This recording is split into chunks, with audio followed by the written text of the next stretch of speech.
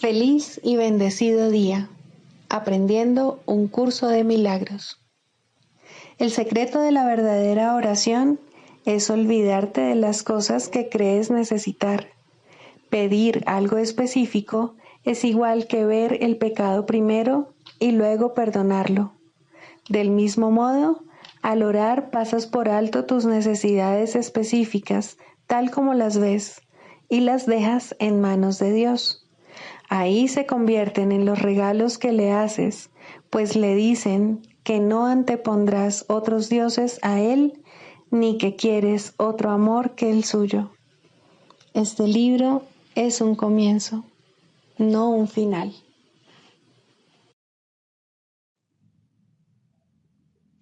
Del prefacio, que postula, párrafo 4.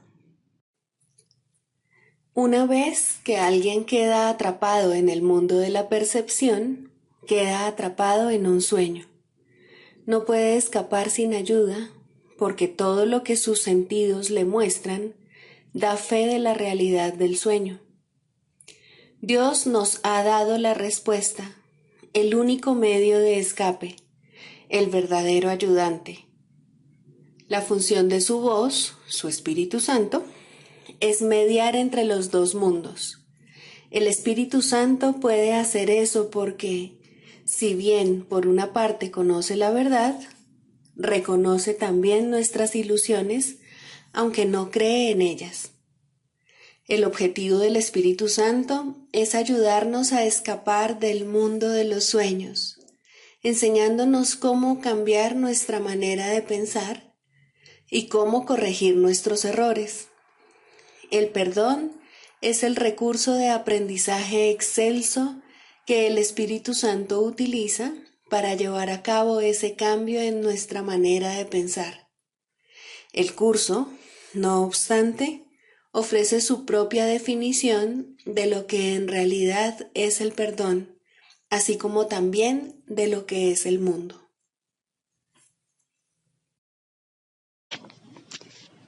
Introducción. Este es un curso de milagros, es un curso obligatorio. Solo el momento en que decides tomarlo es voluntario. Tener libre albedrío no quiere decir que tú mismo puedas establecer el plan de estudios. Significa únicamente que puedes elegir lo que quieres aprender en cualquier momento dado.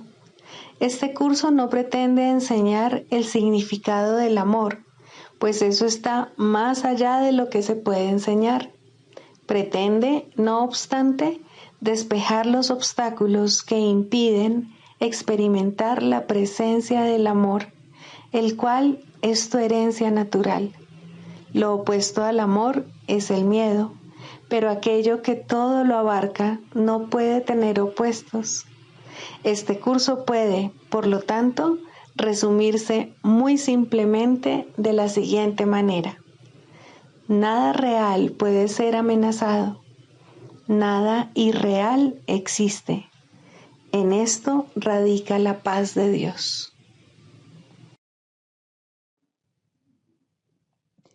Capítulo 1. El significado de los milagros. Primero, principios de los milagros. Principio 49. El milagro no distingue entre diferentes grados de percepción errónea. Es un recurso para sanar la percepción que es eficaz independientemente del grado o dirección del error. En eso radica su verdadera imparcialidad. Capítulo 7. Los regalos del reino. 4. La curación como reconocimiento de la verdad. La verdad solo puede ser reconocida y necesita únicamente ser reconocida. La inspiración procede del Espíritu Santo y la certeza de Dios, tal como lo estipulan sus leyes. Ambas cosas, por lo tanto, proceden de la misma fuente, porque la inspiración procede de la voz que habla en favor de Dios y la certeza de las leyes de Dios. La curación no procede directamente de Dios, quien sabe que sus creaciones gozan de perfecta plenitud. Aún así, la curación sigue siendo parte del ámbito de Dios porque procede de su voz y de sus leyes. Es el resultado de éstas en un estado mental que no conoce a Dios. Ese estado le es desconocido a él y, por lo tanto, no existe. Pero aquellos que duermen no son conscientes. Puesto que no son conscientes, no saben nada. El Espíritu Santo tiene que operar a través de ti para enseñarte que Él mora en ti. Es este un paso intermedio encaminado al conocimiento de que tú estás en Dios porque formas parte de Él. Los milagros que el Espíritu Santo inspira no pueden entrañar grados de dificultad porque todas las partes de la creación son de un mismo orden. Esa es la voluntad de Dios y la tuya. Las leyes de Dios así lo estipulan y el Espíritu Santo te lo recuerda. Cuando curas, estás recordando las leyes de Dios y olvidándote de las del ego. Dije anteriormente que olvidar es simplemente una forma de recordar mejor. Olvidar, por lo tanto, cuando se percibe correctamente, no es lo opuesto a recordar. Si se percibe incorrectamente, da lugar a una percepción que está en conflicto con alguna otra cosa, como ocurre con toda percepción incorrecta. Mas, si se percibe correctamente, puede usarse como un medio para escapar del conflicto, como ocurre con toda percepción correcta. El ego no quiere enseñarle a nadie lo que ha aprendido, puesto que eso sería contrario a su propósito. Por lo tanto, no aprende nada en absoluto. El Espíritu Santo te enseña a usar lo que el ego ha fabricado a fin de enseñarte lo opuesto a lo que el ego ha aprendido. Lo que el ego ha aprendido es tan irrelevante como la facultad particular que utilizó para aprenderlo. Lo único que tienes que hacer es esforzarte por aprender, pues el Espíritu Santo tiene un objetivo unificado para tus esfuerzos. Si se aplican diferentes facultades a un solo objetivo durante un periodo de tiempo lo suficientemente largo, las facultades en sí se unifican. Esto se debe a que se canalizan en una sola dirección o de la misma manera.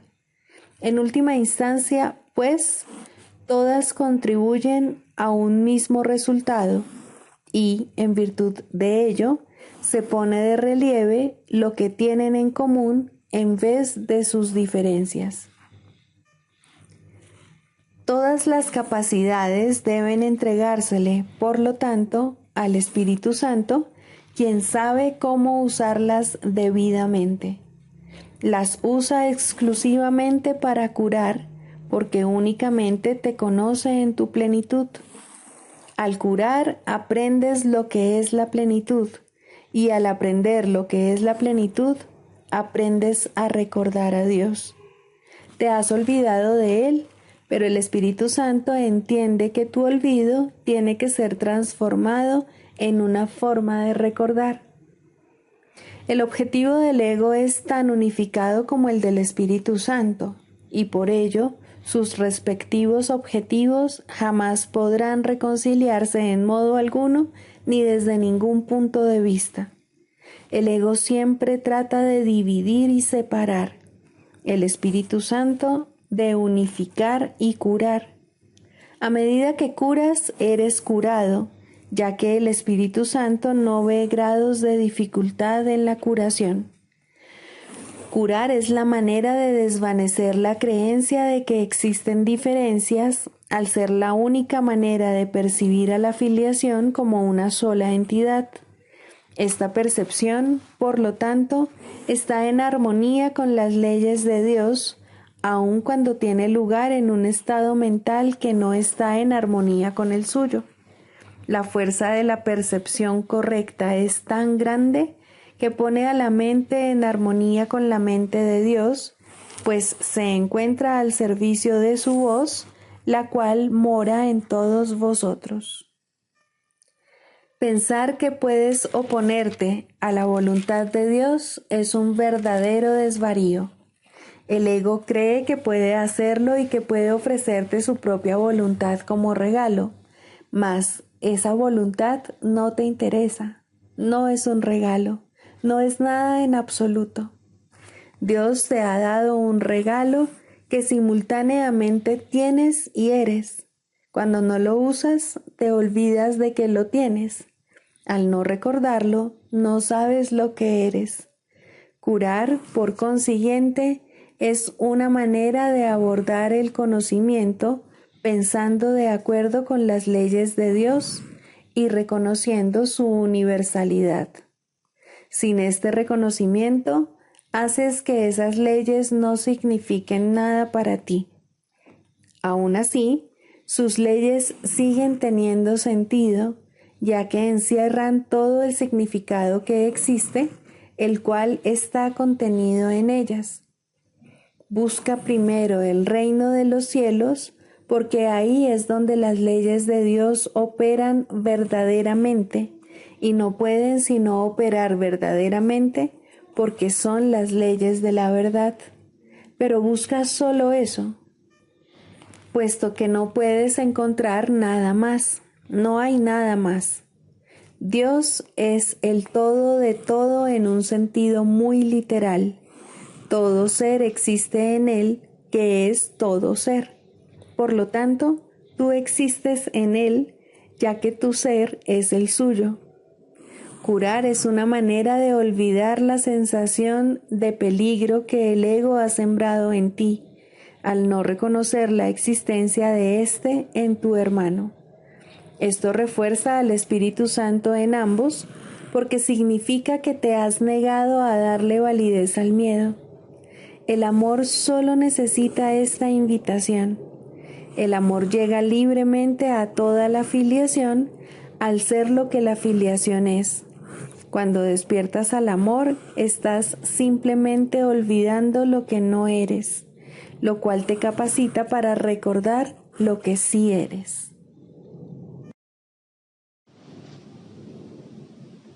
Libro de ejercicios, lección 171. Dios es solo amor y, por ende, eso es lo que soy yo. Todas las cosas son ecos de la voz que habla por Dios. Dios es solo amor y, por ende, eso es lo que soy yo. Tengo el poder de decidir.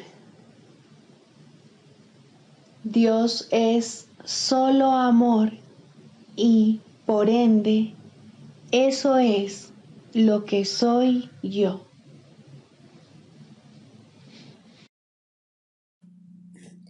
Características de los maestros de Dios. 10. Mentalidad abierta. El papel central que ocupa la mentalidad abierta, quizá el último de los atributos que el maestro de Dios adquiere, puede entenderse fácilmente cuando se reconoce la relación que guarda con el perdón. La mentalidad abierta procede de una ausencia de juicios. De la misma manera en que los juicios cierran la mente, impidiéndole la entrada al Maestro de Dios, de igual modo la mentalidad abierta lo invita a entrar. De la misma manera en que la condenación juzga al Hijo de Dios como malvado, de igual modo la mentalidad abierta permite que sea juzgado por la voz de Dios en su nombre.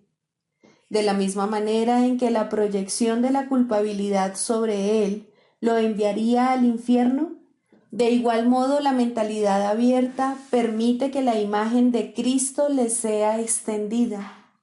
Solo aquellos que tienen una mentalidad abierta pueden estar en paz, pues son los únicos que ven razones para ello. ¿Cómo perdonan los que tienen una mentalidad abierta? Han renunciado a todas las cosas que les impediría perdonar. Han abandonado realmente al mundo y han permitido que éste les sea restaurado con tal frescura y en júbilo tan glorioso que jamás hubiesen podido concebir un cambio así. Nada es ahora como era antes. Todo lo que antes parecía opaco y sin vida, ahora no hace sino refulgir. Lo que es más, todas las cosas les dan la bienvenida, ya que ha desaparecido toda sensación de amenaza. Ya no quedan tinieblas que oculten la faz de Cristo. Ya se ha logrado el objetivo. El perdón es la meta final del programa de estudios, pues allana el camino para lo que se encuentra más allá de todo aprendizaje. El programa de estudios no hace ningún esfuerzo por excederse de su verdadero objetivo. El perdón es su único objetivo, en el cual converge en última instancia todo aprendizaje. Ciertamente eso es suficiente. Habrás notado que la lista de atributos de los maestros de Dios no incluye las características que constituyen la herencia del Hijo de Dios. Términos tales como amor, inocencia, perfección, conocimiento y verdad eterna no aparecen en este contexto, pues no serían apropiados aquí. Lo que Dios ha dado está tan remotamente alejado de nuestro programa de estudios que el aprendizaje no puede sino desaparecer ante su presencia. Sin embargo, mientras su presencia esté velada, el enfoque ha de centrarse necesariamente en el programa de estudios. La función de los maestros de Dios es llevar al mundo el verdadero aprendizaje. Propiamente dicho, lo que llevan es un desaprendizaje, que es a lo único que se le puede llamar verdadero aprendizaje en este mundo. A los maestros de Dios se les ha encomendado la función de llevar al mundo las buenas nuevas del completo perdón. Bienaventurados son en verdad, pues son los portadores de la salvación. Manual para el maestro, pregunta 20. ¿Qué es la paz de Dios? Se ha dicho que hay una paz que no es de este mundo. ¿Cómo se puede reconocer? ¿Cómo se puede encontrar? Y una vez que se encuentra, ¿cómo se puede conservar? Consideremos cada una de estas preguntas por separado, ya que cada una refleja un paso diferente en el camino. Examinemos la primera. ¿Cómo se puede reconocer la paz de Dios? La paz de Dios se reconoce al principio solo por una cosa. Desde cualquier punto de vista, es una experiencia radicalmente distinta de cualquier experiencia previa. No trae a la mente nada que haya sucedido antes, no evoca nada que se pueda asociar con el pasado. Es algo completamente nuevo. Existe ciertamente un contraste entre esta experiencia y cualquier experiencia del pasado, pero curiosamente, no es este un contraste que esté basado en diferencias reales. El pasado sencillamente se desvanece y la quietud eterna pasa a ocupar su lugar. Eso es todo. El contraste que se había percibido al principio sencillamente desaparece. La quietud se ha extendido para cubrirlo todo. ¿Cómo se encuentra esa quietud? Nadie que busque únicamente sus condiciones puede dejar de encontrarla. La paz de Dios no puede hacer acto de presencia allí donde hay ira, pues la ira niega forzosamente la existencia de la paz. Todo aquel que de alguna manera o en cualquier circunstancia considere que la ira está justificada, proclama que la paz es una insensatez y no podrá por menos que creer que no existe. En esas condiciones no se puede hallar la paz de Dios. El perdón es, por lo tanto, la condición indispensable para hallarla. Lo que es más, donde hay perdón, tiene que haber paz. Pues, ¿qué otra cosa sino el ataque conduce a la guerra? ¿Y qué otra cosa sino la paz es lo opuesto a la guerra? Aquí el contraste inicial resalta de una manera clara y evidente. Cuando se halla la paz, no obstante, la guerra deja de tener sentido, y ahora es el conflicto el que se percibe como inexistente e irreal.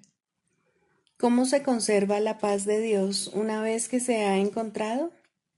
Si la ira retorna en la forma que sea, el pesado telón volverá a caer una vez más, y la creencia de que no es posible que haya paz inevitablemente regresará. La guerra se volverá a aceptar una vez más como la única realidad, y ahora tendrás que deponer tu espada nuevamente, aunque no te hayas dado cuenta de que la habías vuelto a blandir. Pero al recordar, aunque solo sea vagamente, cuán feliz eras sin ella, te darás cuenta de que debiste haberla vuelto a blandir para defenderte. Detente entonces por un momento y piensa en lo siguiente. ¿Prefieres el conflicto o sería la paz de Dios una opción mejor? ¿Cuál te aporta más? Una mente tranquila no es un regalo baladí. ¿No es preferible vivir a elegir la muerte? Vivir es júbilo, pero la muerte no es sino llanto. Ves en la muerte tu escapatoria de lo que has hecho, pero lo que no ves es que tú mismo inventaste la muerte, la cual no es más que una ilusión de un final. La muerte no puede ser una escapatoria porque el problema no radica en la vida. La vida no tiene opuesto, pues es Dios. La vida parece ser lo opuesto a la muerte, porque tú has decidido que la muerte acaba con la vida. Perdona al mundo y comprenderás que nada que Dios creó puede tener fin, y que nada que Él no haya creado es real. Con esta frase se resume nuestro curso. Con esta frase se le da a nuestras prácticas el único objetivo que tienen. Con esta frase se describe el programa de estudios del Espíritu Santo exactamente como es. ¿Qué es la paz de Dios? La paz de Dios no es más que esto, el simple entendimiento de que su voluntad no tiene ningún opuesto. Ningún pensamiento que contradiga su voluntad puede ser verdadero. El contraste entre su voluntad y la tuya tan solo daba la impresión de ser real. En realidad no había conflicto, pues su voluntad es la tuya. Ahora la poderosa voluntad de Dios mismo es su regalo para ti. Él no desea quedarse con ella solo para sí. ¿Por qué querrías mantener tus insignificantes y frágiles alucinaciones ocultas de Él? La voluntad de Dios es una y es lo único que existe. Ese es tu patrimonio. Todo el universo que se encuentra más allá del sol y las estrellas, así como de todos los pensamientos que puedas concebir, te pertenece. La paz de Dios es la condición para que se haga su voluntad. Alcanza su paz y le recordarás.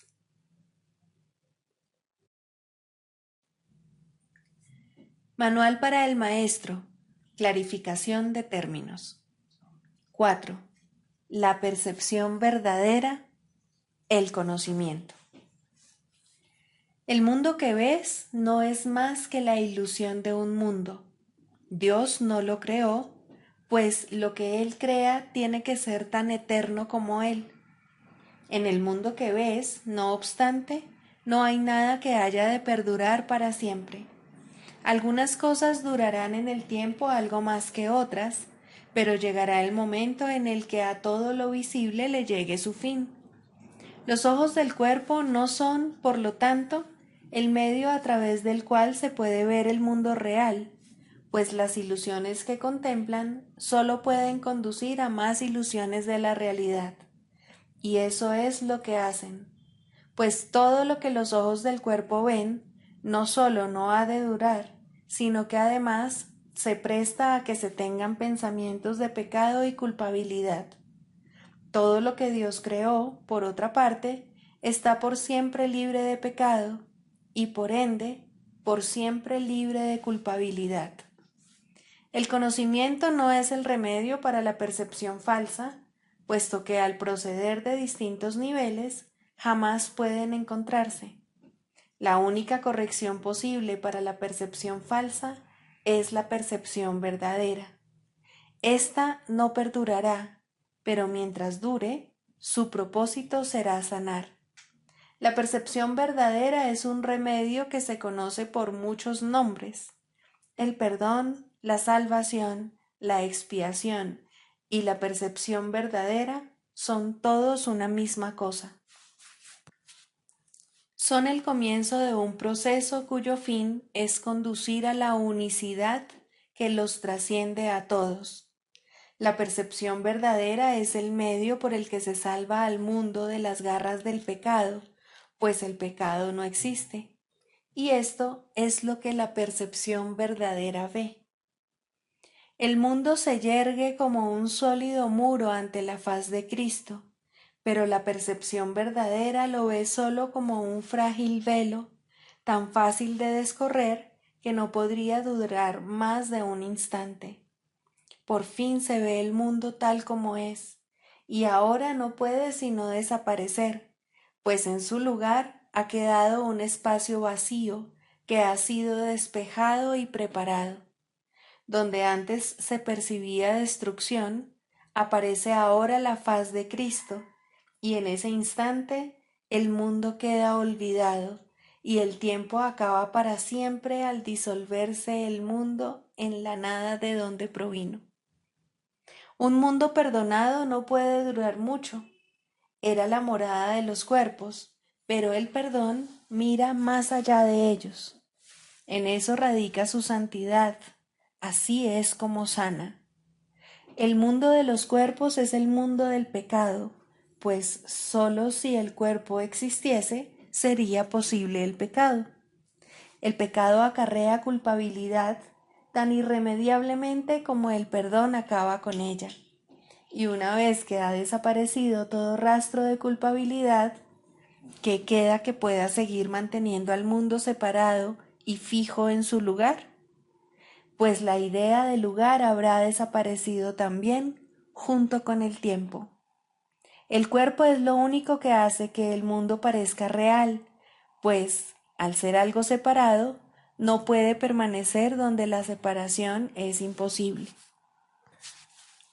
El perdón prueba que es imposible porque no lo ve, y lo que entonces pasas por alto deja de ser comprensible para ti, tal como una vez estabas seguro de su presencia. Este es el cambio que brinda la percepción verdadera. Lo que antes se había proyectado afuera, ahora se ve adentro, y ahí el perdón deja que desaparezca. Ahí se establece el altar al Hijo, y ahí se recuerda a su Padre. Ahí se llevan todas las ilusiones ante la verdad y se depositan ante el altar. Lo que se ve como que está afuera no puede sino estar más allá del alcance del perdón, pues parece ser por siempre pecaminoso. ¿Qué esperanza puede haber mientras se siga viendo el pecado como algo externo? ¿Qué remedio puede haber para la culpabilidad? Mas, al ver a la culpabilidad y al perdón dentro de tu mente, estos se encuentran juntos por un instante, uno al lado del otro, ante un solo altar. Ahí, por fin, la enfermedad y su único remedio se unen en un destello de luz curativa. Dios ha venido a proclamar lo que es suyo. El perdón se ha consumado. Y ahora el conocimiento de Dios, inmutable, absoluto, puro y completamente comprensible, entra en su reino. Ya no hay percepción, ni falsa ni verdadera.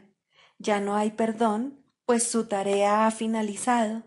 Ya no hay cuerpos, pues han desaparecido ante la deslumbrante luz del altar del Hijo de Dios. Dios sabe que ese altar es el suyo, así como el de su Hijo. Y ahí se unen, pues ahí el resplandor de la faz de Cristo ha hecho desaparecer el último instante del tiempo, y ahora la última percepción del mundo no tiene propósito ni causa, pues ahí donde el recuerdo de Dios ha llegado finalmente, no hay jornada, ni creencia en el pecado, ni paredes, ni cuerpos, y la sombría atracción de la culpabilidad y de la muerte se extingue para siempre. Oh hermanos míos, si tan solo supierais cuánta paz os envolverá y os mantendrá a salvo, puros y amados en la mente de Dios, no haríais más que apresuraros a encontraros con Él en su altar. Santificados sean vuestros nombres y el suyo, pues se unen ahí, en ese santo lugar. Ahí Él se inclina para elevaros hasta Él, liberándoos de las ilusiones para llevaros a la santidad, liberándoos del mundo para conduciros a la eternidad, liberándoos de todo temor y devolviéndoos al amor. Primero, los límites en la psicoterapia. El resultado ideal, no obstante, rara vez se alcanza. La terapia comienza con el entendimiento de que la sanación es de la mente y en psicoterapia los que creen esto ya se han acercado entre sí. Puede ser que no lleguen mucho más lejos, pues nadie aprende más allá de su disposición. Sin embargo, los niveles de disposición cambian y cuando el terapeuta o el paciente han alcanzado el siguiente, se les ofrecerá una relación que se adapta a su cambiante necesidad. Tal vez se unan de nuevo y avancen en la misma relación, haciéndola más santa. O tal vez cada uno de ellos se adentrará en otro compromiso. Ten por seguro, cada uno de ellos progresará. Los retrocesos son temporales. La dirección general es de progreso hacia la verdad. La psicoterapia de por sí no puede ser creativa. Este es uno de los errores que el ego fomenta, que es capaz de verdadero cambio y, por consiguiente, de verdadera creatividad. Cuando hablamos de la ilusión salvadora o de el sueño final, no es esto lo que queremos decir, pero aquí radica la última defensa del ego. La resistencia es su manera de ver las cosas, su interpretación del progreso y del crecimiento. Estas interpretaciones estarán necesariamente equivocadas, puesto que son ilusorias. Los cambios que el ego busca no son cambios reales, son solo sombras más profundas o tal vez distintos patrones de nubes. Sin embargo, lo que está hecho de nada no puede ser llamado nuevo o diferente. Las ilusiones son ilusiones. La verdad es verdad. La resistencia, como se define aquí, puede ser característica tanto de un terapeuta como de un paciente. En ambos casos, le pone un límite a la psicoterapia porque restringe sus objetivos. El Espíritu Santo tampoco puede luchar contra las intrusiones del ego en el proceso terapéutico, pero Él esperará y su paciencia es infinita. Su meta es siempre totalmente indivisa. Cualesquiera que sean las resoluciones alcanzadas por el paciente y el psicoterapeuta con respecto a sus propias metas divergentes, no pueden llegar a reconciliarse completamente como una hasta que se unen con las suyas. Solo entonces acaba todo conflicto, pues solo entonces puede haber certidumbre. En forma ideal, la psicoterapia es una serie de encuentros santos en los que los hermanos se encuentran para bendecirse y recibir la paz de Dios. Y esto llegará a ocurrir algún día para todo paciente sobre la faz de la tierra, pues ¿quién, sino un paciente, podría haber llegado aquí? El terapeuta es solo un maestro de Dios un poco más especializado. Aprende mediante la enseñanza y cuanto más avanzado se encuentra, más enseña y más aprende.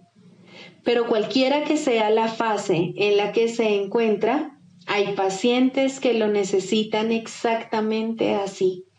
No pueden asimilar más de lo que él puede dar por el momento. Sin embargo, ambos finalmente hallarán la cordura. El canto de la oración. Cuarto, orar con otros. Hasta que, por lo menos, no comience el segundo nivel, uno no puede unirse a otros en oración, pues hasta ese punto, cada cual no puede sino pedir cosas diferentes. Mas, una vez que se ha cuestionado la necesidad de considerar a otro como un enemigo, y la razón para hacerlo se ha reconocido, aunque sea por un instante, resulta posible unirse a otros en oración. Los enemigos no comparten una misma meta. En esto se basa su enemistad. Sus deseos particulares son sus arsenales, sus fortalezas de odio. La clave para alcanzar un nivel aún más alto de oración radica en este sencillo pensamiento, en este cambio de mentalidad. Tú y yo caminamos juntos. Ahora es posible ser de ayuda en la oración y de esta manera tú mismo podrás subir un peldaño más.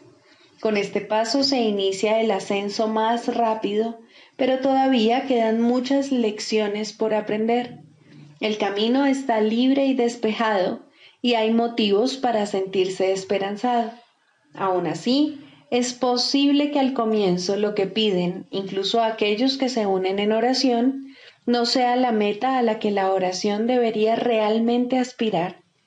Incluso pueden pedir cosas juntos y así dar lugar a la ilusión de que comparten una misma meta. Pueden pedir juntos cosas específicas sin darse cuenta de que están pidiendo efectos sin causas, y esto no se les puede dar, pues nadie puede recibir tan solo efectos implorándolos a una causa de la que no provienen. De modo que incluso unirse a otros no es suficiente si los que oran juntos no preguntan, ante todo, ¿cuál es la voluntad de Dios?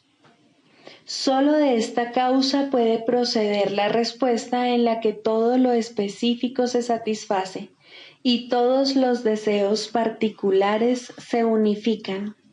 Orar por cosas específicas es pedir que de alguna manera el pasado se repita. Lo que antes se disfrutó o pareció disfrutarse y lo que era de otro y él parecía amar, no son sino ilusiones del pasado. El objetivo de la oración es liberar el presente de su encadenamiento a las ilusiones del pasado y que la deje ser un remedio que se escoge libremente para corregir cada elección errónea que se haya tomado. Lo que la oración puede ofrecer ahora excede en tal medida todo cuanto antes pedías, que sería una lástima que te contentases con menos. Cada vez que oras, estás eligiendo tener nueva oportunidad. La sofocarías y encarcelarías en viejas prisiones cuando ha llegado la oportunidad de liberarte de todas ellas a la vez. No restrinjas tu pedir. La oración puede traer la paz de Dios. ¿Qué cosa ligada al tiempo podría darte más que esto durante el breve lapso que perdura antes de desmoronarse en polvo?